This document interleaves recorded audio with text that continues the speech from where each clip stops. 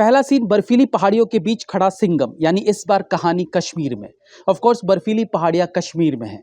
उसके बाद पड़ोसी देश पर हमले की बात, यानी पाकिस्तान।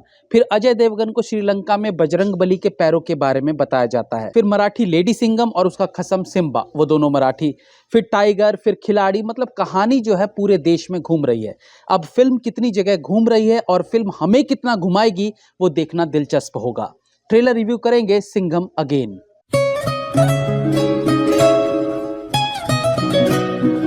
आज देश के बहुत से युवाओं में रामायण को लेकर जो मिसकंसेप्शन है कि रामायण सच है भी या नहीं, इस बात को भी सेंटर में रखकर रामायण के कंसेप्ट को आज के समय के कैरेक्टर्स के साथ पिरो के जो कहानी लिखी गई है, आई गेस एक बहुत अच्छा स्टेप है आज की पीढ़ी को रामायण समझाने के लिए। और रामायण से रिलेटेड डायलॉग्स भी इसी ओर संकेत दे रहे हैं, जहां अजय देवगन बोलते हैं कि सीता माँ का हरण हुआ तो लंका जली है, इतिहास खुद को दोहराने वाला है, एक वचन के लिए वो लंका जलाने वाला है। मतलब कॉन्सेप्ट एकदम क्लियर है कि इस बार रोहित शेट्टी आज की रामायण को दिखाने वाले हैं। और उसमें सबसे इंपॉर्टेंट चीज होती है कि आप असल रामायण को आज के कैरेक्टर्स के साथ कहानी में किस तरीके से दिखाते हैं। खैर, ये प्रेजेंटेशन पार्ट तो फिल्म देखकर ही पता चलेगा, लेकिन ट्रेलर में भी जिस तरीके से दृश्यों को रामायण के एग्जाम्पल के साथ दिखाया गया है, उससे लगता है कि स्क्रीन प्ले लिखाई में भी सतर्कता बरती गई है। शुरुआती 1 मिनट 20 सेकंड तक इस सिंघम अगेन की कहानी में अजय देवगन को राम रूपी अवतार में प्रेजेंट किया गया है। एंड ऑब्वियसली इस बीच ढेर सारा एक्शन देखने को मिलता है। किसी भी कहानी में नायक का कद उतना ही ऊंचा होगा जितना ऊंचा कद कहानी के खलनायक का होगा। तो इसलिए जब राम का बेहतरीन चित्रण दिखा दिया गया हो तो जरूरी हो जाता है देखना कि रावण फिल्म में कितना बलशाली देखने को मिलेगा। यानी इसके बाद एंट्री होती है अर्जुन कपूर की। निर्दयी और क्रूर किस्म का किरदार देखने को मिलता है। अर्जुन कपूर को विलन के तौर पर देखना दिलचस्प रहेगा, वो भी एक ऐसी फिल्म में जहां एक से बढ़कर एक बड़ा सुपरस्टार है। वहां उसका अकेले इन सब से भिड़ना, मतलब कुछ तो अलग होने वाला है। आई गेस अर्जुन कपूर की कास्टिंग एकदम सही हुई है, क्योंकि एक तो वो विलन के रूप में अनएक्सपेक्टेड थे और दूसरा ये उनका डेब्यू विलन किरदार है। और जब भी हीरो पहली बार विलन का किरदार निभाता है उसे दर्शक पसंद करते ही है।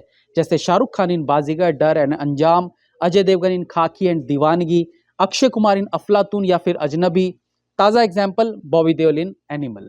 इसलिए मुझे लगता है अर्जुन कपूर को पहली बार खलनायक के रूप में देखना अच्छा लग सकता है। इसके बाद रामायण के दूसरे कैरेक्टर्स के रूप में दीपिका पादुकोण की एंट्री होती है। ऑफ कोर्स उनकी एक्टिंग में थोड़ा साउथ टच देखने को मिलता है। ट्रेलर में दीपिका के साथ कुछ अच्छे एक्शन सीन्स देखने को मिलते हैं। उनका फिल्म में होना फिल्म को और बड़ा बनाती है। इसके बाद भगवान राम रूपी सिंघम को टाइगर श्रॉफ के रूप में मिलते हैं लक्ष्मण।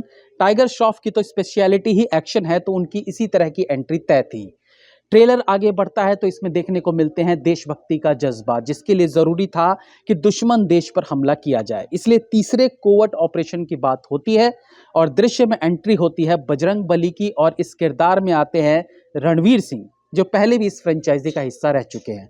इसके बाद ट्रेलर में अगेन ढेर सारा एक्शन, डायलॉग बाजी, और ट्रेलर के क्लाइमेक्स के लिए बचा के रखा हुआ था एक और कैरेक्टर, यानी अक्षय कुमार।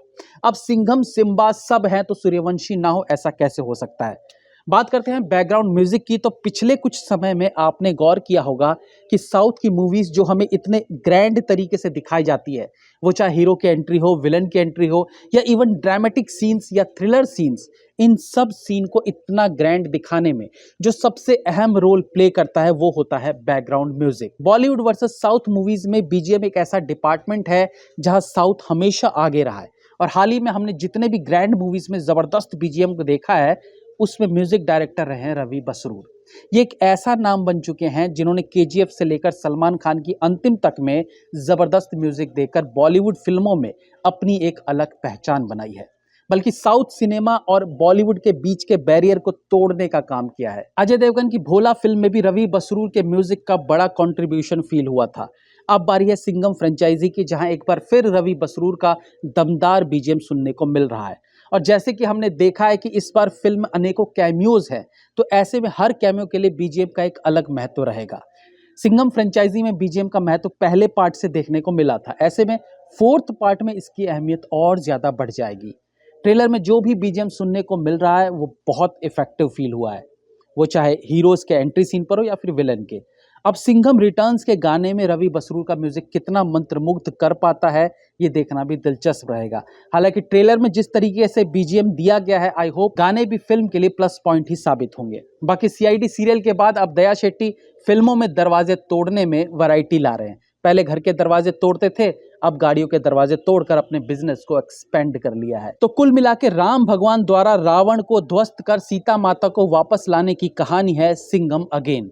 बट खास बात ये रहेगी कि ये रोहित शेट्टी की फिल्म है, इसलिए ये रामायण एक्शन से भरी होगी। आई मीन आज के एक्शन से।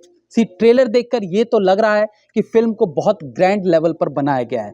ऊपर से इतने सारे स्टार्स का होना वैसे भी फिल्म को बहुत बड़ा बना देती है। बाकी फिल्म में कॉमिक टाइमिंग सही रही तो अक्षय कुमार और रणवीर सिंह के बीच की बॉन्डिंग भी अच्छी देखने को मिल सकती है। 5 मिनट के ट्रेलर में कई मौकों पर दमदार डायलॉग सुनने को मिलते हैं, जैसे गांधी वर्सेस छत्रपति शिवाजी वाला डायलॉग। मुझे लगता है ये आज तक का सबसे लंबा ट्रेलर है किसी भी फिल्म का, यानी करीब 5 मिनट का।